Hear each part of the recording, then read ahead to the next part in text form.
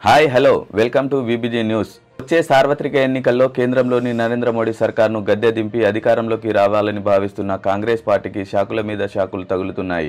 India కూటమిలో లుకలుకలు కొనసాగుతుండడం ఒక తలనొప్పిగా మారితే మరోవైపు కీలక నేతలను బీజేపీ లాగేస్తుంది. ఇదంతా మోడీ వ్యూహమేనని చెబుతున్న కాంగ్రెస్ దీనికి అడ్డుకట్ట మాత్రం వేయలేకపోతుంది.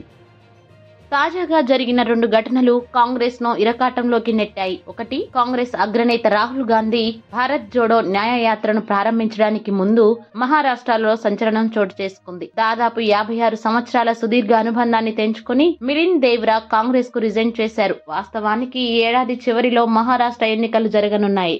ఇక్కడ బలపడాలని గత ఏడాది కాలంగా ఇక్కడ ముసురుకున్న రాజకీయ అనిశ్చితి తమకు లాభిస్తుందని కాంగ్రెస్ అంచనా వేసింది. అయితే కీలక నేత మాజీ ఎంపీ మిలింద్ దేవ్రాను వ్యూహాత్మకంగా బీజేపీ శివసేనలోకి తీసుకుంది. మిలింద్ కు ముంబై దక్షిణ నియోజకవర్గం టికెట్ ను ఇచ్చేందుకు సీఎం షిండే నేతృత్వంలోని శివసేన రెడీ అయింది. ఇది కాంగ్రెస్ కు ముంబైలో శరాఘాతంగా మారింది. ఇక రెండోది అత్యంత కీలకమైంది. ఇండియా కూటమి నుంచి బీహార్ అధికార పార్టీ ఆర్జేడీ బయటకు వచ్చేసేందుకు ప్లాన్ చేసుకుంటోంది. ఇది కూడా మోడీ వ్యూహమేనని కాంగ్రెస్ చెబుతోంది. ప్రస్తుతం ఇండియా కూటమికి చైర్మన్ గా కాంగ్రెస్ జాతీయ అధ్యక్షుడు మల్లికార్జున ఖర్గేను ఇతర ఇండియా కూటమి పార్టీలు ఎంచుకున్న దరిమిలా నితీష్ తన అభిప్రాయం మార్చుకున్నారు. దీంతో ఆయన గత 2 రోజులుగా ఇండియా కూటమి పార్టీలకు దూరంగా ఉంటున్నారు. తాజాగా రాహుల్ ప్రారంభించిన న్యాయయాత్రకు కూడా బీహార్ నేతలు దూరంగా ఉన్నారు. ఈ పరిణామాల వెనుక మోడీ ఉన్నారనేది స్పష్టంగా తెలుస్తోందని కాంగ్రెస్ చెబుతోంది. అయినప్పటికీ